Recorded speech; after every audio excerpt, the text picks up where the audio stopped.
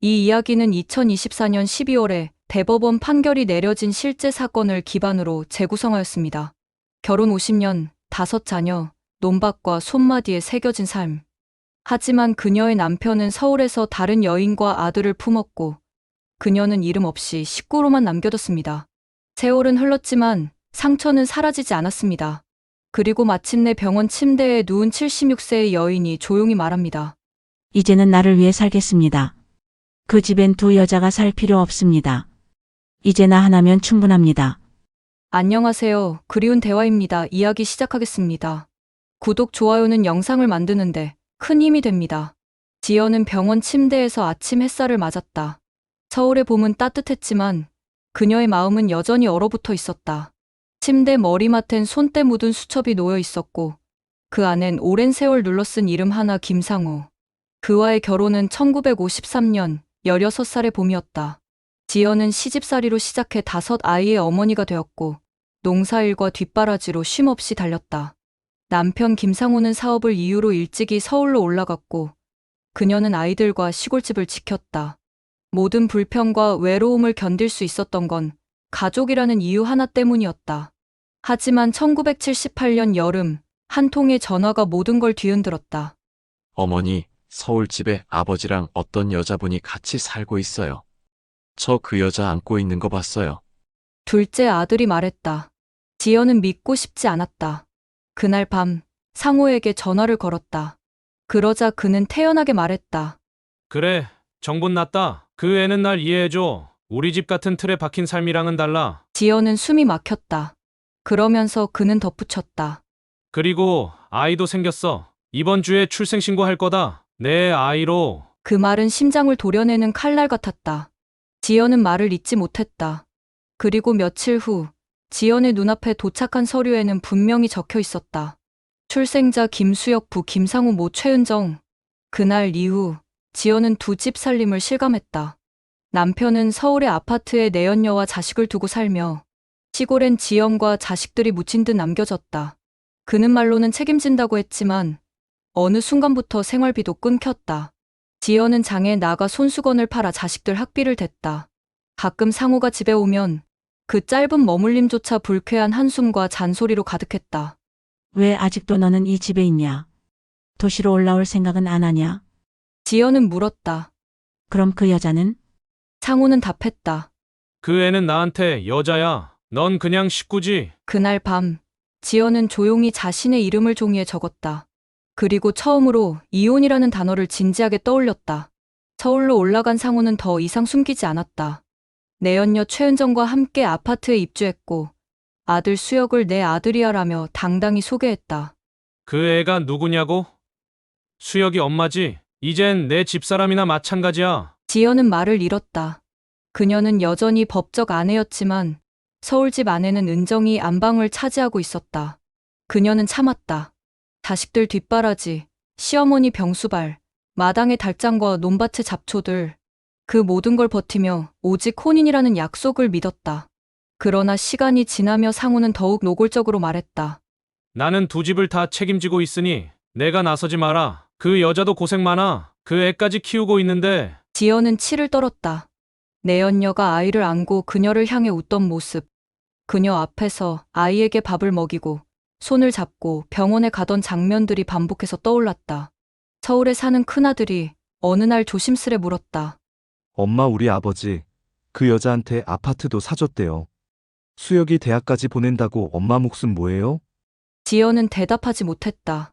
그녀의 몫은 희생이었다.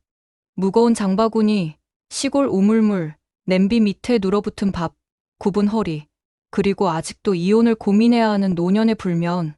그러던 어느 날 그녀는 중풍전조로 쓰러졌다. 병원 침대에 누운 채 침 삼키는 것도 불편한 몸으로 듣게 된 건 또 하나의 소식이었다. 엄마, 아버지 이제 그 여자랑 완전히 살림 차렸대요.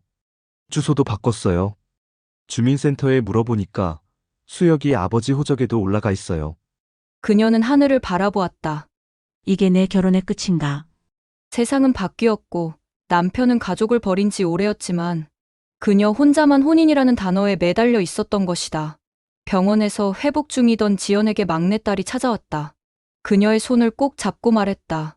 엄마, 우리 그냥 그만하자. 이혼하자. 엄마가 더 이상 상처받지 않게 우리들이 도울게. 지연은 눈을 감았다. 수십 년 전 웨딩 사진 속 수줍게 웃던 그 소녀는 이제 전쟁처럼 살아낸 삶을 내려놓고 싶은 나이였다. 그녀는 조용히 입을 열었다. 그래, 이제 나도 내 이름으로 끝내야지. 김지연이라는 이름으로. 지연은 마침내 법정에 섰다. 2003년 봄, 그녀의 손에는 이혼 소장이 들려 있었고, 등 뒤에는 아들, 딸들이 서 있었다. 그러나 그녀는 그 누구보다 외로웠다. 그 법정은 단순한 이혼이 아니라 50년을 넘게 함께한 삶의 결산이었기 때문이다. 상호는 변호사를 대동하고 나타났다. 회색 슈트 차림의 그는 법정에서도 고개를 빳빳이 들고 있었다. 우리 부부 관계는 오래전부터 형식적이었습니다. 제가 서울에서 살림을 차린 건 아내가 저를 버린 결과였을 뿐입니다. 그는 말했다. 지연이 시골에만 머물며 가정의 온전한 역할을 다하지 못했다는 주장까지 덧붙였다. 재판장은 그의 말을 조용히 받아 적었다. 하지만 지연은 견딜 수 없었다. 그의 입에서 나온 말이 마치 세월 전체를 지워버리는 듯했기 때문이다. 재판장님, 지연은 떨리는 손을 들어 발언을 요청했다. 저는 버린 적 없습니다. 논밭을 지키며 아이 셋을 혼자 키우고 시어머니 임종까지 지켰습니다.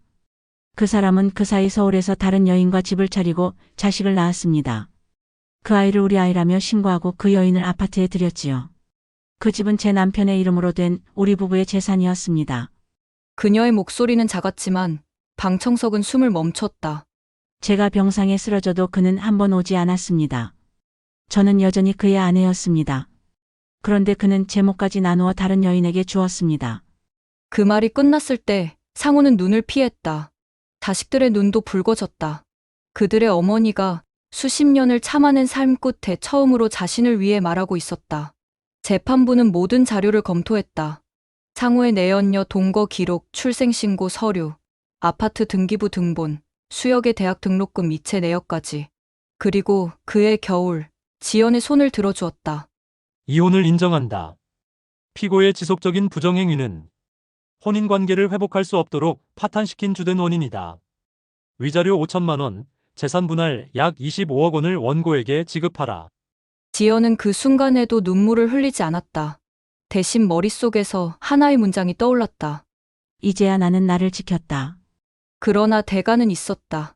상호는 판결 직후 연락을 끊었다. 수혁과 은정은 SNS에서 돈에 눈먼 늙은이의 복수극이라며 비난을 퍼부었다. 가족 내 갈등도 일었다.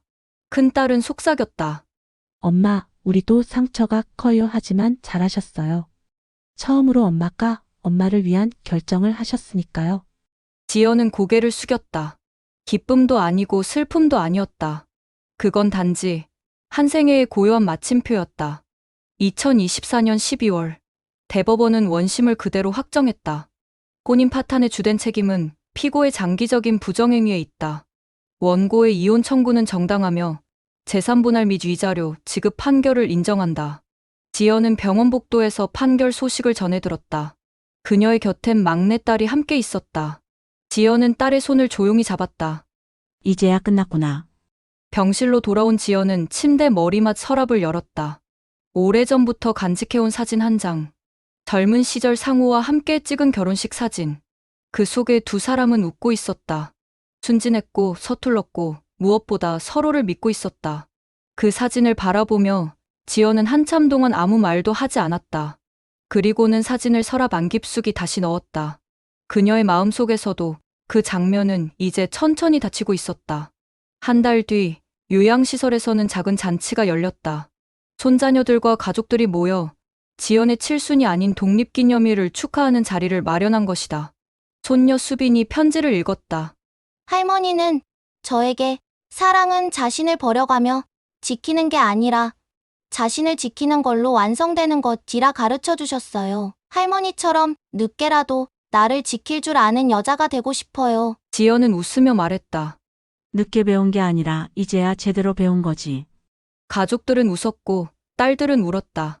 그녀의 한마디 한마디는 70년을 견딘 시간의 증언이자 다음 세대를 위한 메시지였다. 그 무렵 서울 강서구의 한 월세방에서는 상호가 홀로 지내고 있었다. 그를 찾아오는 이는 없었다. 은정과 수혁은 판결 후 연락을 끊었고 이미 재산의 대부분이 지연에게 분할된 후였다. 어느 날 상우는 구청 복지과에 전화를 걸어 말했다. 제가 가족이 없습니다. 그의 목소리는 늙고 허탈했다. 오래도록 사랑받고 싶어 한 남자는 결국 누구의 가족도 되지 못했다. 봄이 다시 왔다. 지연은 휠체어를 타고 요양원 정원을 돌았다. 매화꽃이 흐드러지게 피어 있었다. 간호사가 물었다.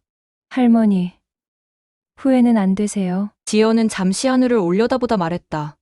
사람은 끝에서 자신을 봐야 해요. 그 사람은 끝까지 자신을 보지 않았고 나는 늦게라도 내 안에 나를 봤어요. 그걸로 됐어요. 그녀의 눈은 평화로웠다. 외로움과 회한이 아닌 스스로를 용서하고 껴안은 사람의 눈빛이었다. 그리고 조용히 덧붙였다. 다시는 그 집에 두 여자가 살게 두지 않으려 해요.